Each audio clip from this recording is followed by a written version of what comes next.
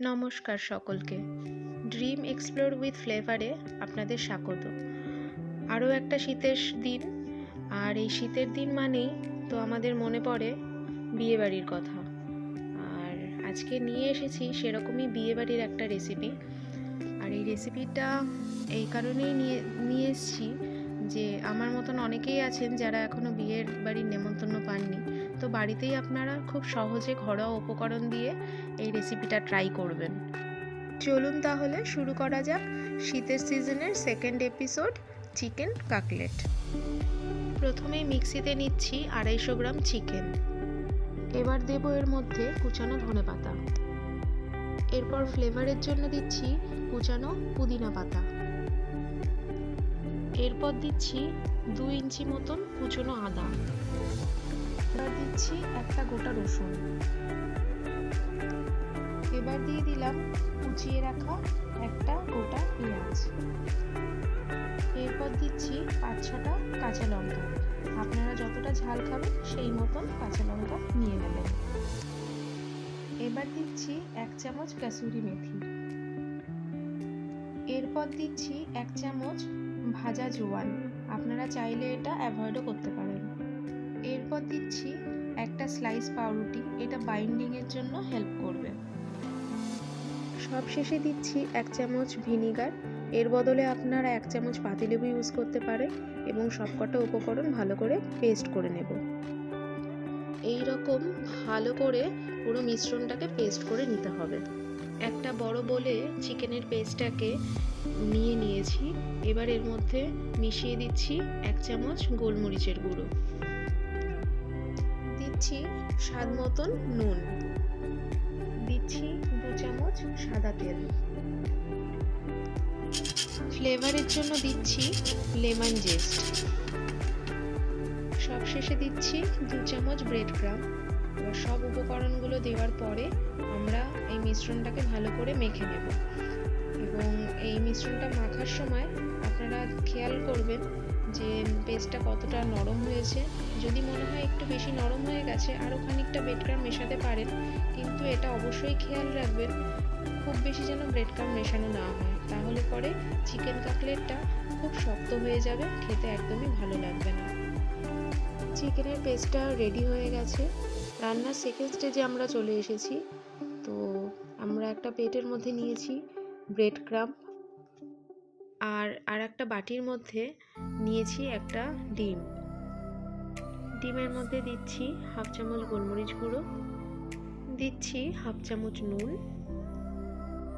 এবার এটাকে ভালো করে ফেটিয়ে নিতে হবে। আর একটা ছোট বাটিতে দিয়েছি কিছুটা পরিমাণ তেল।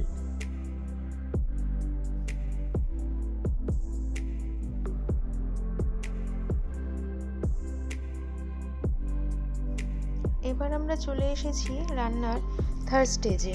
তো এখানে আমরা চিকেনের পেস্টটাকে শেপ দিয়ে নেব। তার জন্য প্রথমেই হাতে মাখিয়ে নিচ্ছি সাদা তেল। এবারে বেশ খানিকটা পরিমাণ চিকেনের পেস্টটা নিয়ে নেব এবং এটাকে সুন্দর করে শেপ দেব। আজকে এখানে 2টো শেপ আপনাদেরকে করে দেখাবো। একটা হচ্ছে টিয়ার ড্রপ শেপ আর একটা হচ্ছে ডায়মন্ড শেপ। তো প্রথমে আমি এটাকে টিয়ার ড্রপ শেপটা করছি।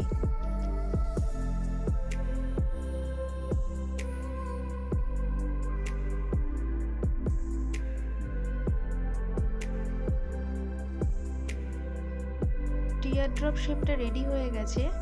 এবার আমরা এটাকে ব্রেড ক্রামে দিয়ে দেব। কাকলেটটাকে ব্রেড ক্রামের মধ্যে দিয়ে ফার্স্ট কোটিং করব এবং খুব হালকা হাতে এটাকে ট্যাপ করে করে কোটিংটা করতে হবে। ব্রেড ক্রামের ফার্স্ট কোটিং করা হয়ে গেছে। এবার আমরা কাকলেটটাকে ডিমের মিশ্রণের মধ্যে দিচ্ছি। ডিমের মিশ্রণ থেকে তুলে এবার আমরা কাকলেটটাকে সেকেন্ড লেয়ারে ব্রেড ক্রামের কোটিং করব।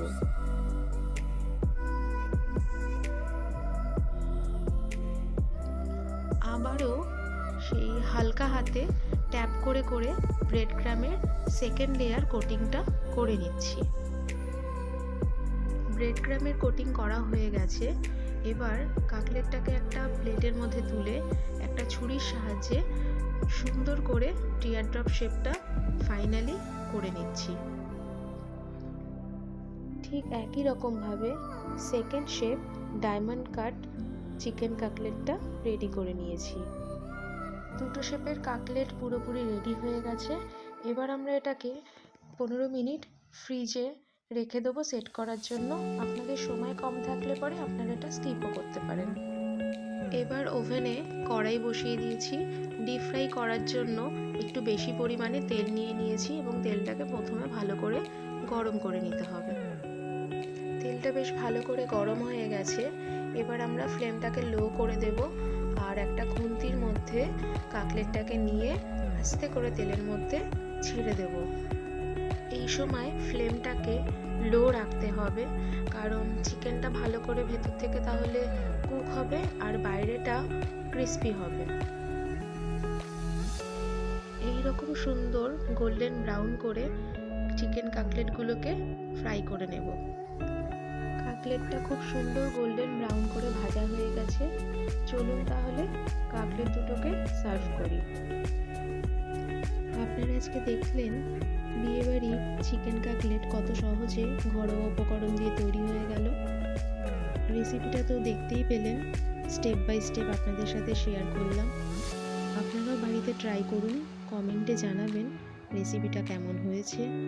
আর যদি ভালো লেগে থাকে অবশ্যই একটা লাইক করবেন আর রেসিপিটা আপনার পরিবারের সাথে এবং বন্ধুদের সাথে শেয়ার করবেন। আরও নতুন নতুন ভিডিও পাওয়ার জন্য আমাদের চ্যানেলটিকে সাবস্ক্রাইব করবেন এবং আমাদের পাশে থাকবেন। ধন্যবাদ।